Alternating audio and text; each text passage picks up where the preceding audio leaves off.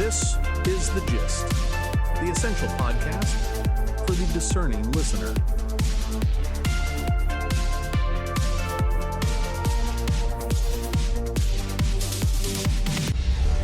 Welcome to The Gist. It is Saturday, July 25th, 2026. I'm John. And I'm Mary. We are your smart friends on the go. We translate the day's news into clear signals, looking at who benefits and why. Let's start with the gist view. Today, we are looking at how money flows in science, or more accurately, how it stops flowing. Right, specifically United States federal grants. An Energy Department lawyer named Jeffrey Novak just made a big admission in court. Billions in energy grants were cancelled. The reason? The recipients were in states that voted for Kamala Harris.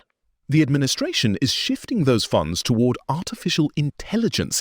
They are calling this a new golden age of science, according to NPR. But let's look at the incentives here. The executive branch always has the right to set priorities. But tying funding to election maps? That changes public resources into a patronage system. It rewards political loyalty over scientific merit. Exactly, and the chilling effect is immediate. Look at the National Science Foundation, or NSF. That is the primary United States government agency supporting fundamental non-medical scientific research. Earlier this year, a government blacklist was published. Now, researchers who rely on the NSF are preemptively self-censoring. A paper highlighted by Marginal Revolution shows economists are scrubbing flagged words like gender and race from their proposals. They do this to keep the money flowing. Institutional survival beats academic independence. When researchers write for the censor rather than the science, long-term national innovation takes a major hit. Moving to the global overview, let's talk about artificial intelligence hardware. Anthropic, a major artificial intelligence developer, is making a pivot. They have asked SK Hynix, a top South Korean memory chip supplier, to help them manufacture custom semiconductors. Bloomberg reports this comes just as corporate America is tapping the brakes on wild artificial intelligence spending. Companies want better industry economics. By building their own chips, Anthropic is trying to control its supply chain and lower costs. From chips to ships. Starship, that is. SpaceX just launched its 13th Starship test flight.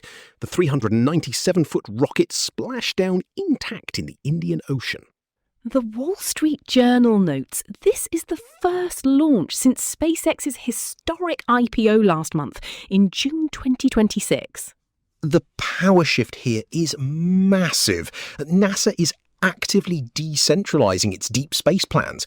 Meanwhile, SpaceX is proving that private companies backed by Wall Street can move incredibly fast.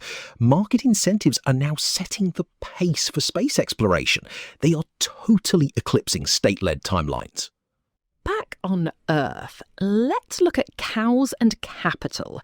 In Brazil, farmers in the state of Paraná tokenized 10 dairy cows.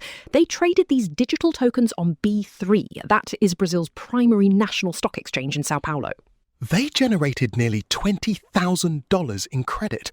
This is brilliant. They bypassed traditional bank loan bottlenecks completely. It directly connects raw farm assets with massive institutional capital. It cuts out the middleman entirely.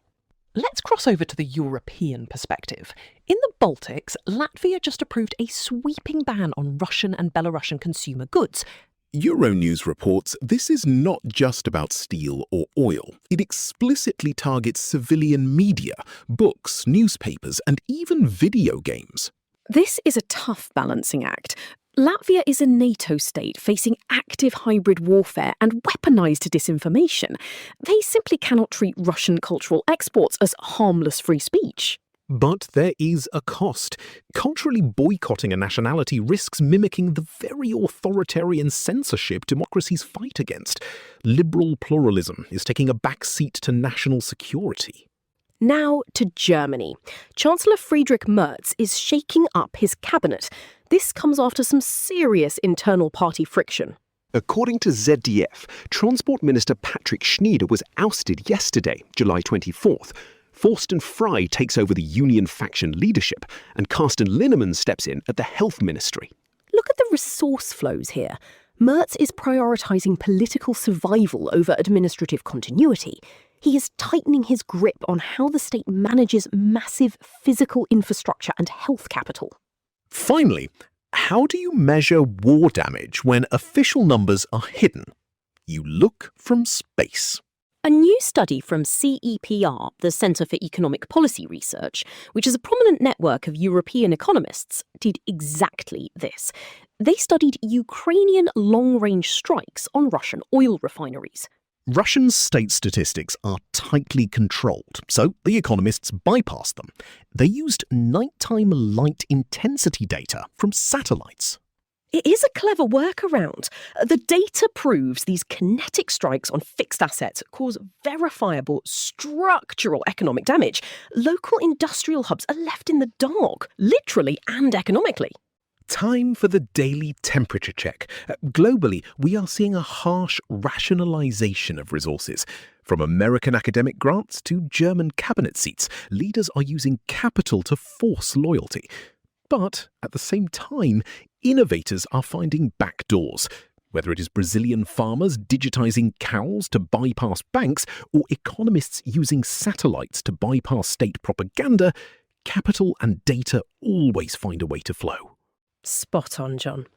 And that is the gist for today.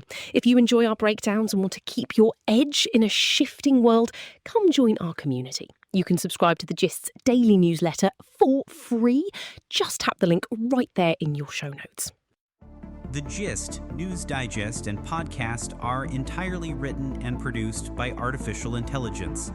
The Gist is out 3 times a day, every day, providing you with a liberal perspective on what to expect next. For more information and donations, visit thegist.online. Thank you for listening.